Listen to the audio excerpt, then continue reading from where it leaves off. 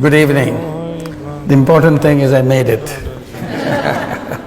So on the way, we are worried that maybe we'll be terribly late, but at least not too late. We'll get here. So I'm delighted, and I get very jealous when I come in front of young people.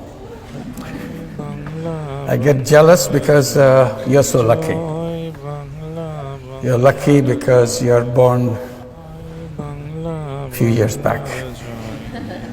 Unlike us, in the prehistoric days, we were. I think the reason that I'm jealous, I see how powerful you are, the young people of this time. And I tell young people today are the most powerful generation in the entire human history. Not because these young people today are smarter than before. It should be the same. Smartness is the same. It's because you have technology in your hand, which no other generation ever had. Unbelievable technology. That gives you tremendous power. On the surface, you look just like another human being. But in reality, each one of you is a Superman and a Superwoman because of the power you get from the technology. So technology is an issue for me, excites me completely. People usually tell young people that you are the leader of the future. That's the standard way, say leader of the future. I try to repeat and emphasize that no, that's not true.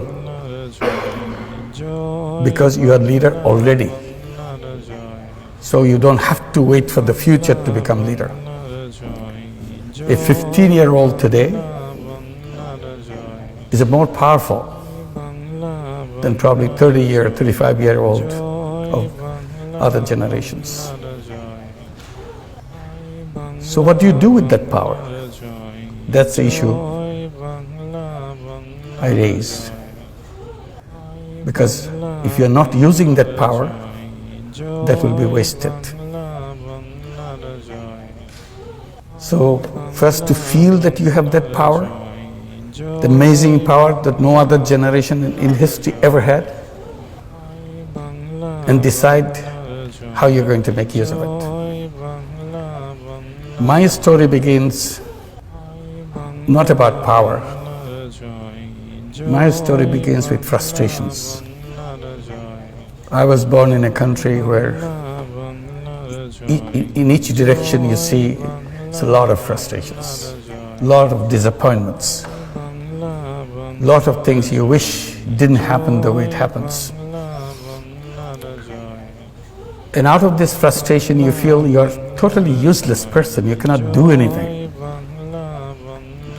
You have nothing that you can make a change, make a difference. The country went through famine. When I was teaching economics in the university right next door, people are suffering of hunger. 1974. So I felt all the theory that I teach is useless stuff. Has nothing to do with people's life. And I felt totally useless as a human being. I cannot be of some use to somebody. So that's what I was trying to do, getting into the village next door to the university campus to see if I have any use for anybody else. And then I did tiny little things to find my worth, that yes, I have some meaning in my life.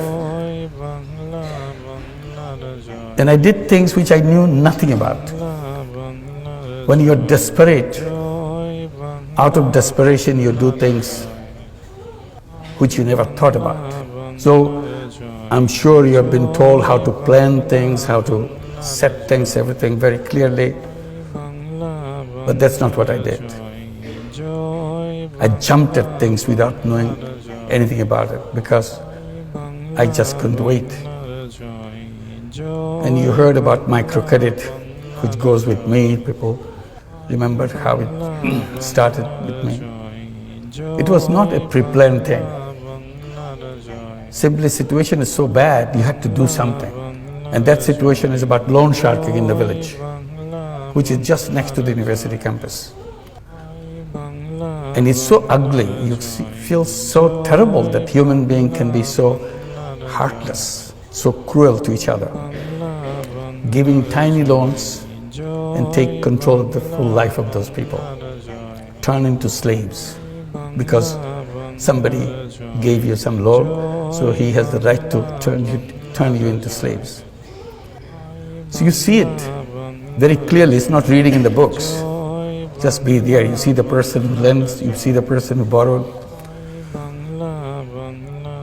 and you feel totally important. You don't know what to do.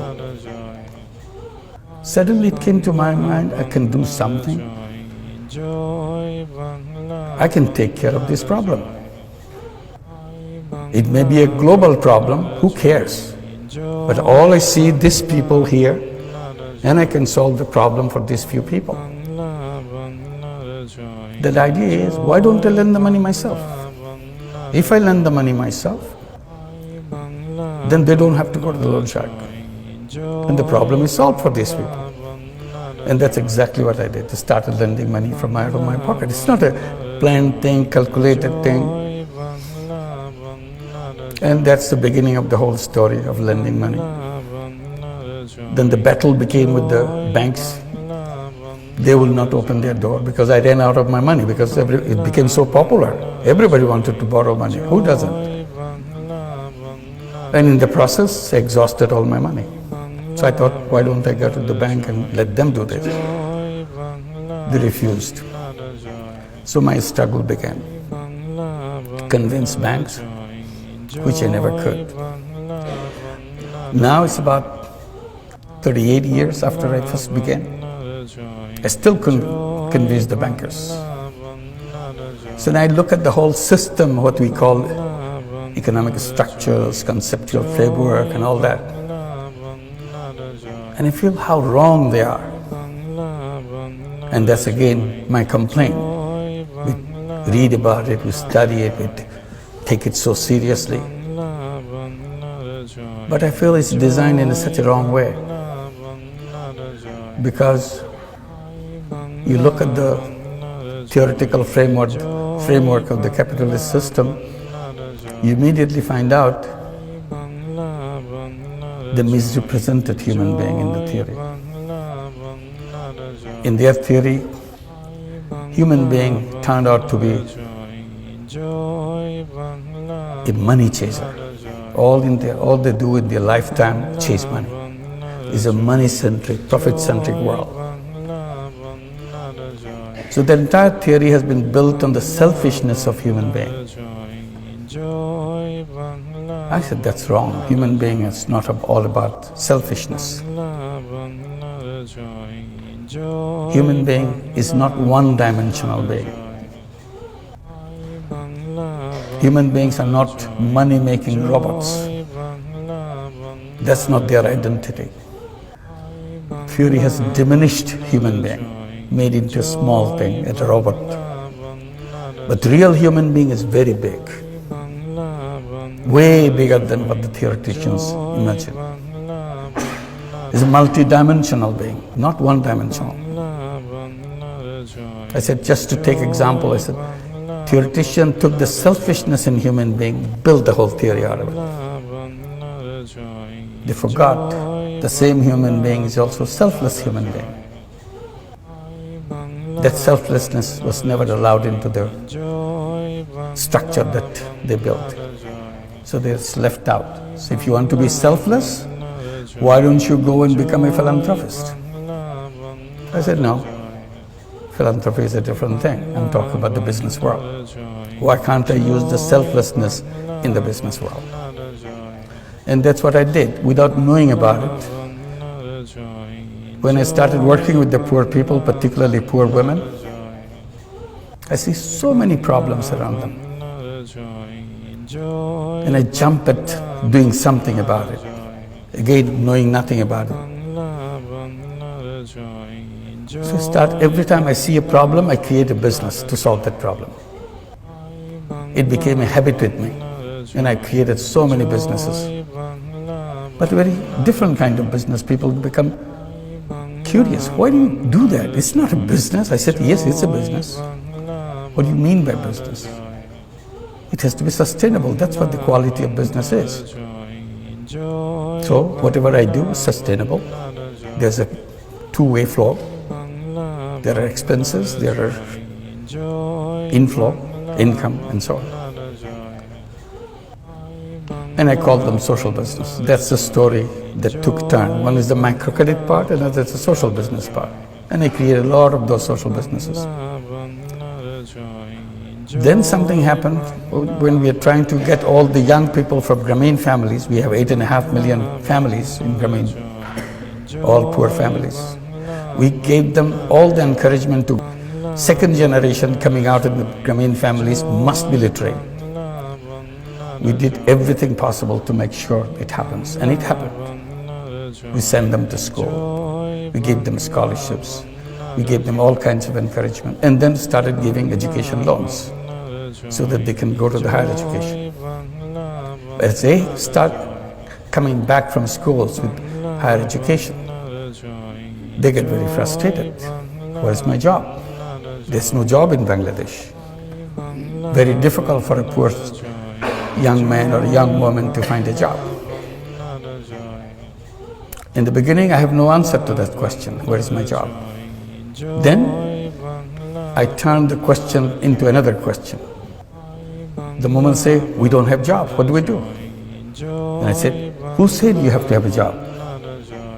Did your school tell you that you have to have a job? Did your teacher tell you? Did your textbook tell you that you have to have a job? How did this idea of job got into your head? They get very puzzled. Aren't you supposed to have a job? I said, you are young people of this generation. You are lucky young people. Job is an old-fashioned idea. People who didn't know anything, they thought about the jobs. The real human beings don't run after jobs because it's an artificial thing. Job is an artificial thing. Real human being is a go-getter. Real human being is an entrepreneur. It's in the DNA, it's in the blood. But somehow theory pushed them into wrong direction. Seek jobs. I said, you change your mind. Tell yourself again and again, every time you get a chance, I'm not a job seeker, I'm a job creator. And be a job creator. Think like a job creator. Behave like a job creator. As a job seeker, you become small. You are at the mercy of somebody else. As a job giver, you are at the top. Why should you have a job? To start your life as a creative human being, full of energy, full of capacity. Start at the very bottom. Nobody gives you a job at the top. They give you at the bottom, no matter what it is. So all this energy, all this creative power is squeezed into tiny little thing to find a little job. Do the routine things. That's not the destiny of a young man, young woman. Young man and young woman should start at the top and use all the creative capacity and change the world. They get very puzzled. I don't have a job, he's making joke with me. So I said, it's not a problem. Look at your mother. 20 years back, 25 years back, even 30 years back, she took a loan from Grameen Bank, $30, $25. She was shaking like this.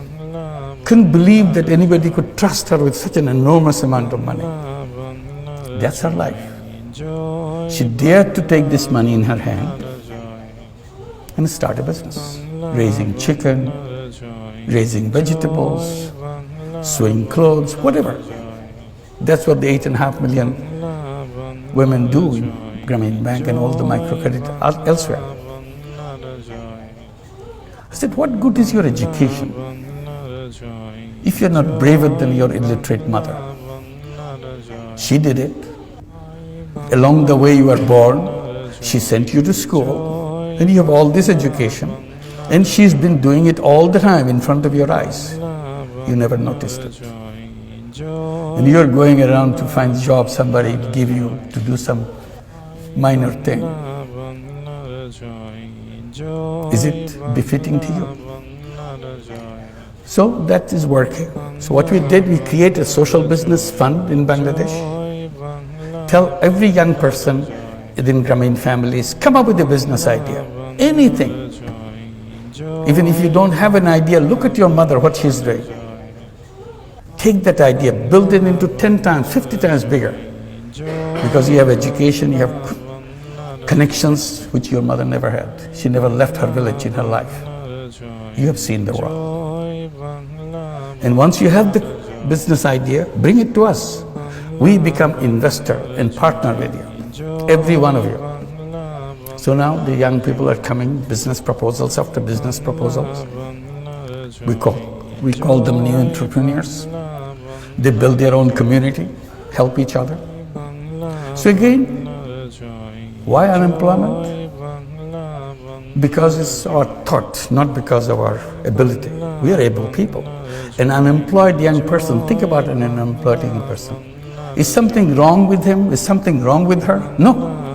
He's a very creative person, dedicated, energetic person. Who makes him or her unutilized? The system that we build, our thinking process has made them. An unnoticed chain has bound him around and say, you are trashed. You are no good. Why am I not good? You have never tried me. I have no room for you. Who are you to provide room for me? I create my room. I create my own space in this planet. But we don't do that. We tell somehow we have to have a job. So the natural choice for every young person, every human being, would be to an entrepreneur. If somehow I'm not getting an opportunity for becoming an entrepreneur, for a while I can work for somebody, for a while. Because ultimately that's what I should be my own, and create the world for my own way. So my story is about this, about microcredit, which is not about just lending money. It's unleashing the capacity that every human being has. And the system denied them that right. Like banking system is close to more than half the population of the entire world. It works only for the rich. If you notice, most of the institutions that we build are designed to work for the rich. And then we blame the poor for being poor. I said poor are poor not because of anything wrong with them. You simply denied them the doors to open. I give the example of bonsai, little tree. I tell that, look at the bonsai. You take the best seed in the world, put it in a flower pot, and give all your love to it, let it grow. It grows only this big. And you ask the question, is something wrong with the seed? No, nothing wrong with the seed. Then why is it so tiny? Because we didn't give them the space to grow. There is no base on which to grow. I said, poor people are bonsai people. There's nothing wrong with their seed. Simply, we didn't create a society to give them the base on which to grow. And then we blame them for being so tiny, so poor. So natural human being has no reason to be poor person. Natural human being has no reason to be an unemployed person. We made it happen for them. That's my complaint. I bring it to you. As a new, powerful young people, you'll create a world where the word poor will not be necessary. And I keep saying that poverty should be in the museum, not in human society. In the museum to show our stupidity, how we punished human beings for no fault of their own. And you'll create a society where there will be no unemployment. The word unemployment would not be understood. People will not understand, what does it mean, unemployed? Why should anybody be unemployed? The first thing to do is to make the word unemployment unemployed. And that's the beginning. Thank you very much.